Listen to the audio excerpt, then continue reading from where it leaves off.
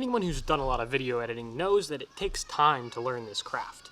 It's so much more than just taking a couple clips, trimming the beginning and end out, and slapping them together on a timeline.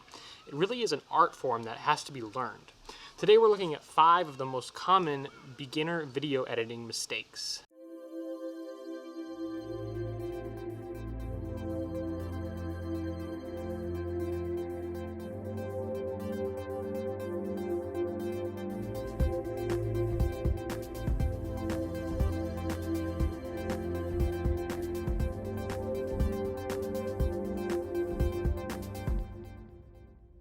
So jumping right into it, number 1 is cutting on the wrong frame.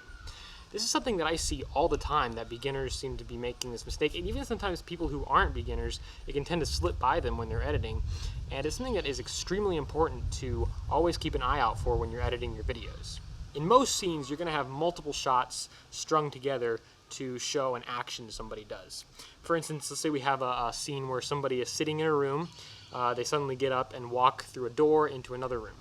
Right? So what you would probably do is set the camera up in the first room, film him as he stands up, walks through the door, then you're going to cut, probably move your camera into the second room and film him as he comes in through the doorway, just so you can continue your story there, right? Makes sense. So in editing, you would take the end of the first clip, trim it back so that we see him start to open the door, then cut to the second clip, trim off the beginning so we see him finishing opening the door and coming into the room. Seems obvious, right? Well, one of the most common beginner mistakes for editing is to cut these 2 clips on the wrong frame. Watch this scene and tell me what's wrong with it.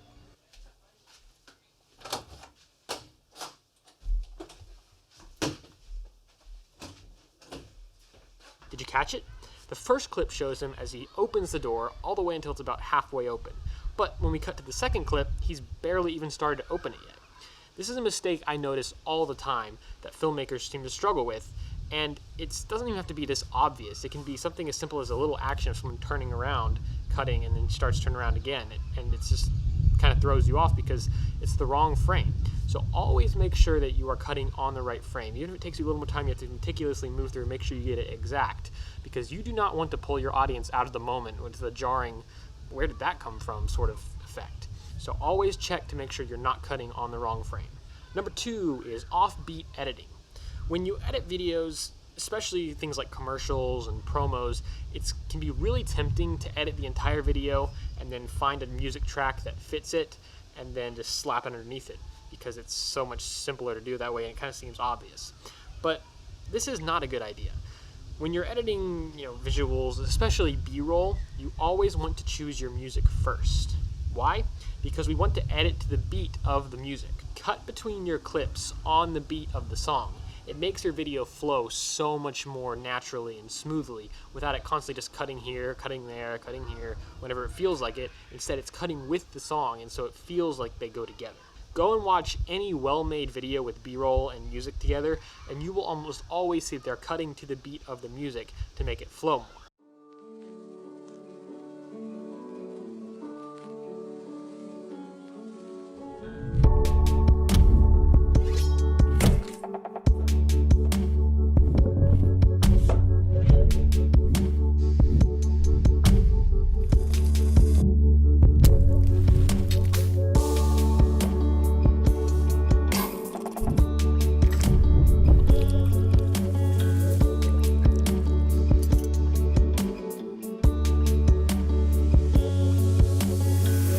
Number 3 is jump cuts. When you're cutting between shots in a scene, there is another mistake that is commonly made.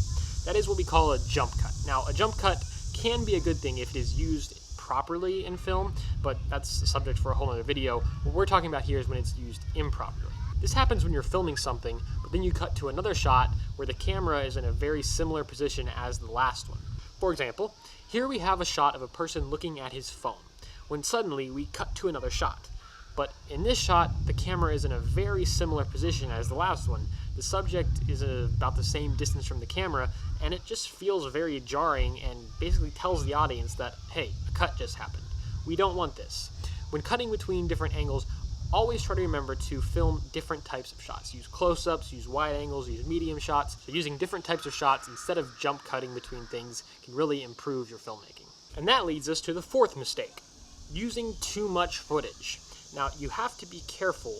Don't get too carried away with all kinds of different types of shots. If you start using too much footage in one scene and cutting too often, it can make it feel like your actors keep messing up takes and you have to keep refilming, or your films just aren't very efficient. I notice this a lot in beginners' films, especially it seems like beginner filmmakers' fight scenes. For some reason, it seems like that they tend to cut almost every single time someone throws a punch. There's a punch, they'll cut to the next shot, a punch, they cut, a punch, they cut.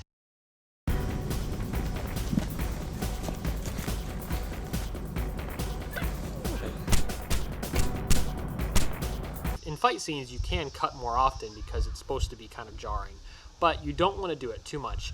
And they do this a lot because they don't have their choreography down well enough to be able to do a single take with lots of hits at one time. They have to cut after every single punch. Now, we don't want to do this, and this doesn't just apply to fight scenes. This is all kinds of stuff. For some reason, beginners tend to sometimes think that they need more footage, and then they'll put it all in the edit and edit everything into that single scene. And too many shots when you don't need them, too many cuts when you don't need them, can feel just as jarring as a jump cut or not having enough footage. So be sure you're not using too much footage. There is a balance there, and just keep an eye on that. Number 5 is bad pacing.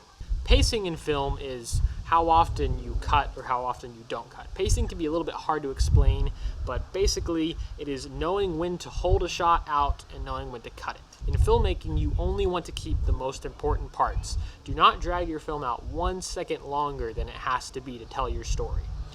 Your audience will get bored. They will become bored with the film and they won't want to watch it anymore. Cut out stuff that's not needed.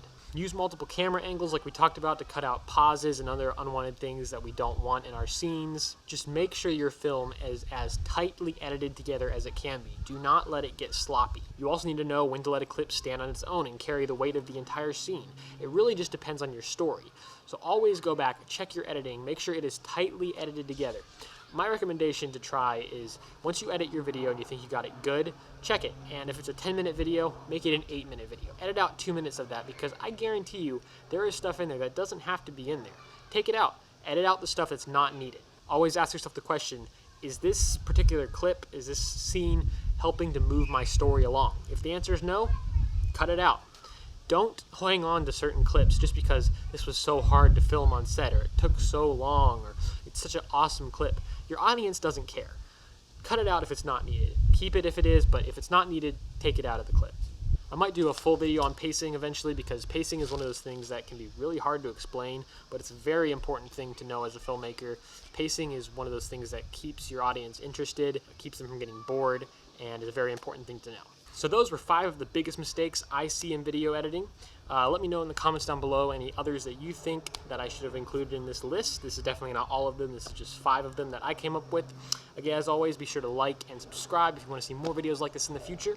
And we will see you all next week.